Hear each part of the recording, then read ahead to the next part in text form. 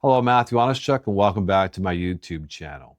This is going to be episode number 11 in the ongoing series of episodes where I'm channeling information from various beings to share with you about first contact, disclosure, and the ongoing conscious awakening of all humans on this planet.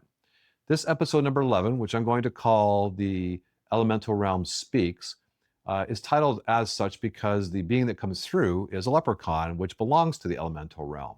And this leprechaun's name is Carlisle. He's known to me. I met him about a year ago in my meditation practice when I was first learning how to channel. And he comes through from time to time. And it has been a few months since the last time I heard from him. And in this particular session, he wanted to share a key message about how not just leprechauns, but all elementals, that includes multiple interdimensional species. Some of them may be familiar to you: fairies, elves, dwarves, gnomes, leprechauns, Sasquatch. Many of these different interdimensional beings are all part of the elemental realm and serve a very specific purpose to help all of us with our conscious awakening and the caretaking of Earth herself. So he speaks to that relationship between the elemental realm and humans, and also some information about different types of crystals you can use if you're looking to connect to the elemental realm. And of course, Carlisle being a leprechaun, who's a jovial, lighthearted spirit that is very loving, he sprinkles a little bit of humor throughout this talk. So I hope you enjoy it.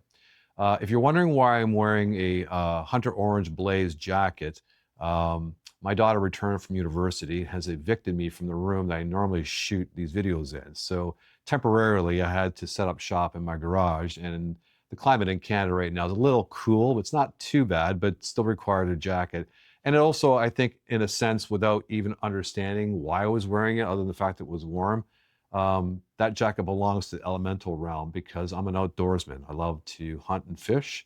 I love camping, tenting, canoeing, anything that has to do with Mother Nature, and a rod or a oar is something that interests me. So I guess I shouldn't be surprised that the leprechauns in the elemental realm came through on this particular evening through that message service. So I hope you enjoy it.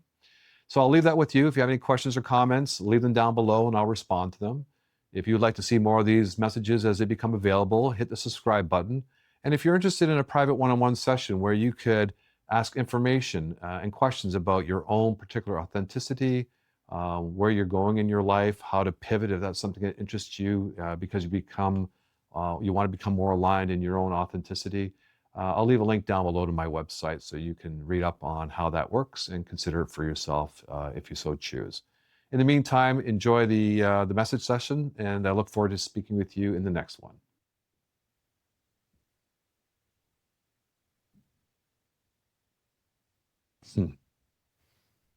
It's taking me twice to get through. Matthew, he's a little surprised that I'm here today. So for those of you who haven't met me through Matthew, my name is Carlisle. I'm his leprechaun. I have a bit of a sense of humor. And Matthew was just ignoring the first two signals I gave him. First, I said, "It's me, I'm going to come through." And he's like, "How's that possible?" So I said to him, "Matthew, feel the energy." And that's when he realized that this wasn't, he's not saying mistake, but certainly he was still a little surprised I came through. Yet here I am. And thank you for the opportunity to speak through Matthew this evening. It is an exciting time on the planet. We know for most it is not feeling that way. But what we refer to is an exciting time for those of us that are attuned to the energies of the earth, for she is growing. She is materializing portions of herself into new structures, both physical and energetic, that is assisting humanity with its own growth upwards. These energies are at a crescendo and affect everything around it, including us, in the most positive way, because we know how to receive the energies and how to work with them. Many of you are struggling with symptoms within your bodies and your psyches as you adjust to the energies in your ascension upwards, in your conscious growth. So we're here as the elementals, druids, fairies, dragons, Bigfoot, ourselves the leprechauns, elves, unicorns, all of the mythology that you would perceive to be of the earth in some elemental form. We are here, working together as a collective in our own unique ways to assist Mother Gaia with her growth, and of course, humanity, for all of which we work with, whether you perceive us or not, whether you desire our help or not.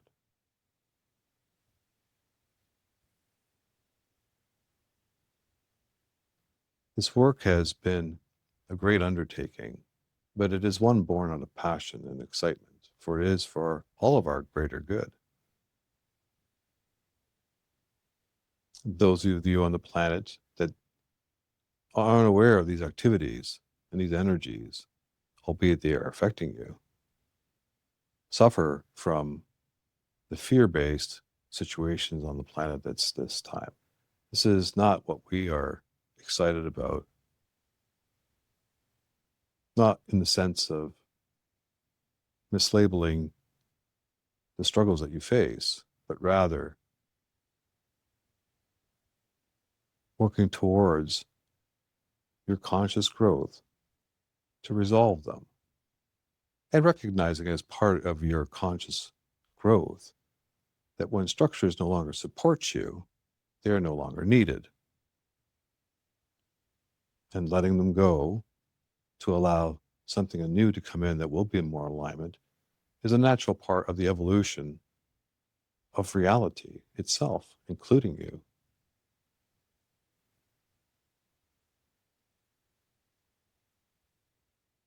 All of this work is being done in conjunction with the disclosure of all of our existences, including those above you, so to speak, that are here to assist and through free will provide information that would be of assistance if you so choose to receive it. So the full court press is on, to use one of Matthew's basketball terms. And you're all playing your role magnificently.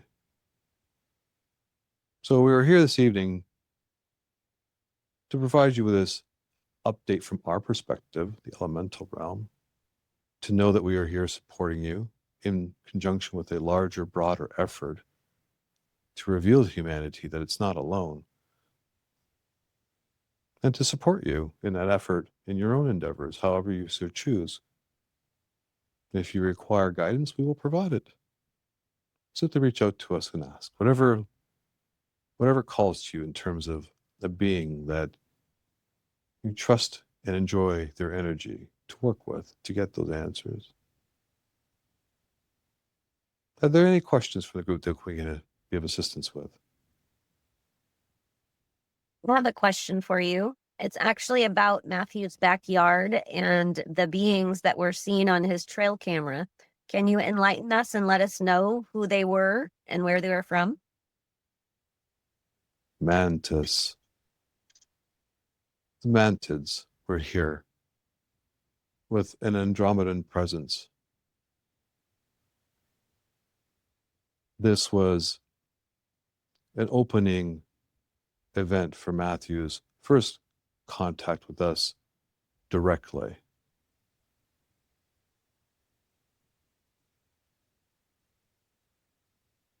Next question, please. Carlisle, where is it that you get your knowledge base about humans and human lives? Where do you get your knowledge? Well, from our direct interactions, humans know not to disturb certain bushes in Ireland on their croplands. They know that those are our homes. And they know what happens if they mess with them. So we are directly relating to you and working with you as part of your broader guide team, so to speak.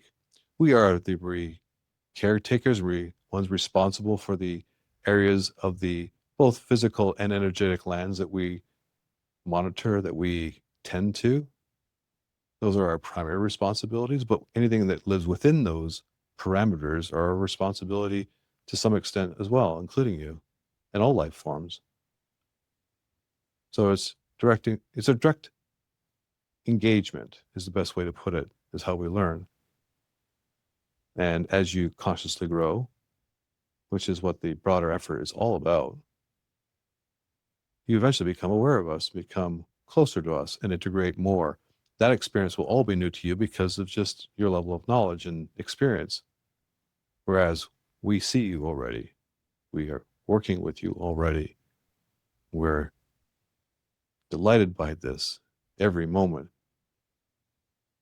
But once you learn about us, it will be a new learning process and a more exciting event for you. But the connections were always there. Perfect. Thank you. And how can you help me understand how different crystals are in different parts of the world? For instance, there's certain parts of the world where only a certain type of crystal is found. And I realize that it's the compaction of the earth that creates it. But what can you tell me from your perspective to help my human brain understand it a little bit better? Because some crystals grow in they grow in crystal form, and some of them are like in veins, like diamonds and things. So what can you teach me about that? For starters, compaction is a part of the formula, but also heat and expansion from below. So let us take a step back. When your planet formed, it was gazillions, as you like to put it, of interasteroid and meteorite collisions that built the base of the Earth, created that molten ball that then eventually cooled its crust. As that form formed, it was still bombarded by asteroids for millennia. This is what brought many of the minerals and the water to your planet. And because Earth's core is molten, it creates the magnetic field around the planet, protects you from the solar winds of your sun. It's never really cooled. And so the geoplate movement on your planet that is driven by the undercurrents of that molten lava, moving the magma around, that moves the upper crust around, that then moves the continents around, also creates an outward pressure. So it depends on what comets, what asteroids hit certain parts of the planet, but it wasn't uniform in terms of its disbursement. So certain minerals are more concentrated in certain areas of the planet for specific reasons. That's where those comets hit that carried that material. And then once the material is deposited, that which feeds the algorithm to create the crystals, whether they be in caves or underwater or other formations, compaction is part of that process in some cases, but also is the upper trajectory of the pressure from the molten lava against the undercrust that push upward. And that is different from areas of the planet. It's not a uniform flow, which is why you have interplay on the surface in terms of the plates against themselves. So all this adds up to why you might find certain crystals on one side of the planet versus the other side of the planet, or why they might be plentiful in many alternate areas. And then, of course, there's the environmental heat from above, solar radiation, and then the interplay of the minerals that were deposited with other minerals, or they interact with one another to create the form you consider to be a crystal. I find it interesting because I have a malachite and chrysocollus combination, and it feels like almost a plastic to me. That is the interplay we were just referring to. The organic component of a particular ingredient is available to one area, but in the other area, it's missing that singular ingredient. Formation still occurs, but there are slight differences. And what crystals are most beneficial for us to attract elementals into our lives? Amethyst and quartz. We've been encouraging Matthew to, in his meditations, color the tip of the pyramid in his backyard with real gold leaf. He searched it out, he priced it out, and he came to the conclusion his wife would kill him. We didn't put him through that exercise for that purpose. It was more of to then ask the question abroad to his friends, of which you are one that helped him with this actually. Consider there's other ways to clothe the pyramid. And your suggestion was to bathe it in a meditative gold light, that adding the element gold to the tip was not actually physically necessary unless I desired just to have it like that. And that led Matthew to discovering what we were trying to direct him to the entire time. In a small little box in his basement, he has a piece of quartz. It is from a vein of gold, and there's veins of gold throughout it. Now, to the outside world, gold, there's not a lot of gold. Enough to make it semi-valuable, but less than half an ounce. But it's the construction of how the quartz was formed and pulled the gold up through the veins to the surface. And it is that natural structure we wanted to get out of that box and get under his pyramid. And you helped him figure that out. Wonderful. So we placed the quartz and the gold under the pyramid, and that has led to the beings that appeared into his backyard the previous evening.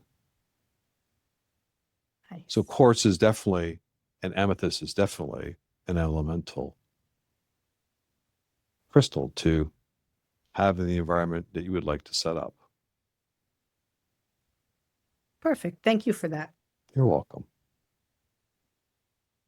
One of my favorite ones with the elementals is moss agate. It's one of my favorites, how it feels. Oh, and I have some moss and tree agate. Yep. You enjoy it because it's very grounding for you. It keeps you centered. Mhm. Nice. We see that as specific benefit to Perry, but she's already learned her lesson and figured it out on her own.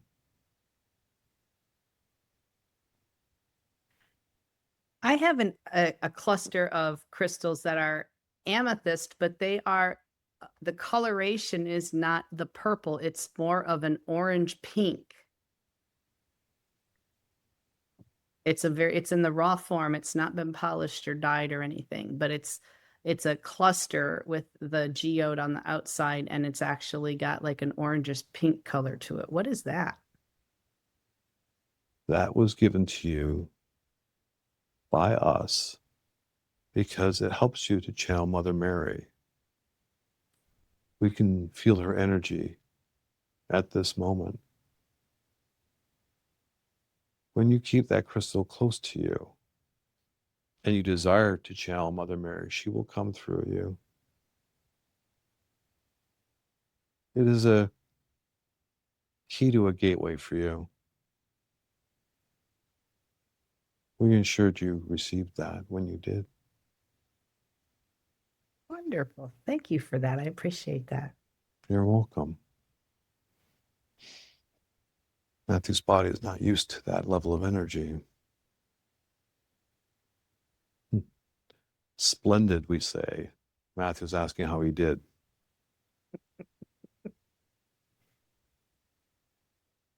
Are there other questions that we can be of assistance with?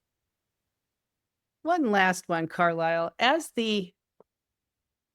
our channeled entities are upgrading our bodies to receive more energy, I have noticed my physical abilities are not as strong as they once were, and I'm not able to do as much exercise and activity as I once was.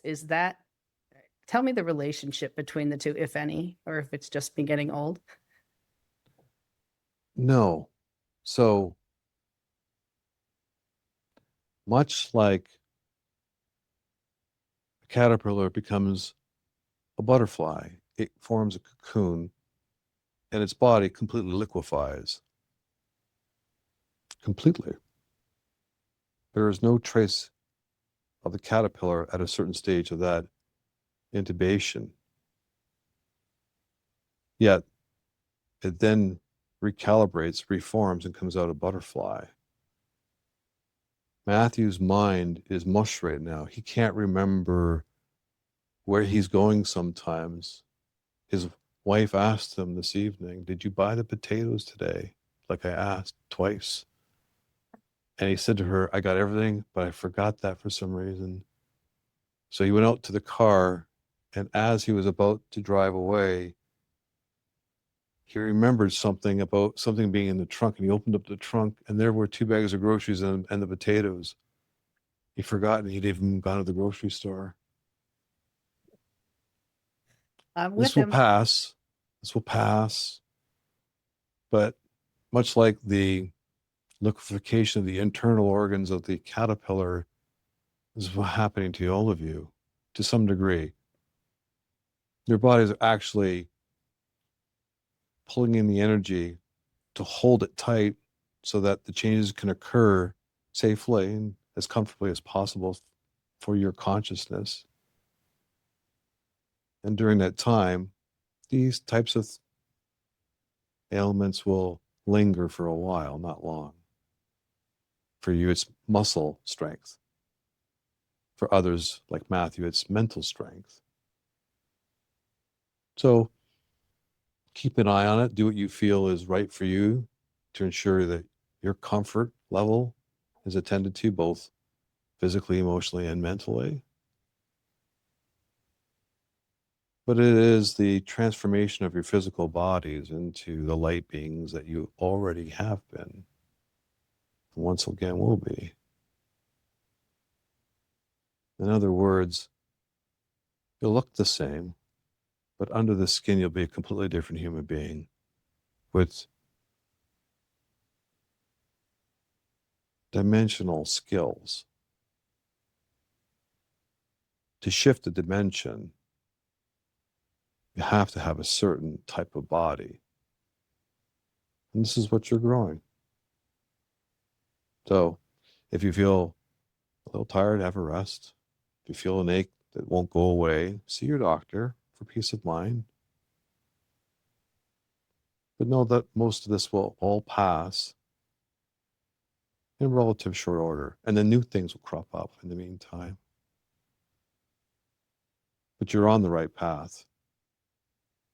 And you'll notice this when your other skills, your cognitive skills, enhance your ability to read somebody, your ability to feel energy and interpret it more accurately, or to channel, or to employ any of your wonderful gifts. You'll see enhancements in those as milestones along the way, that what you're experiencing physically is a part of the journey.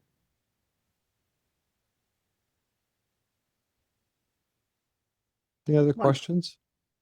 That. Oh, you're welcome. If there are no other questions, we, as a collective, would like to thank you this evening for your time.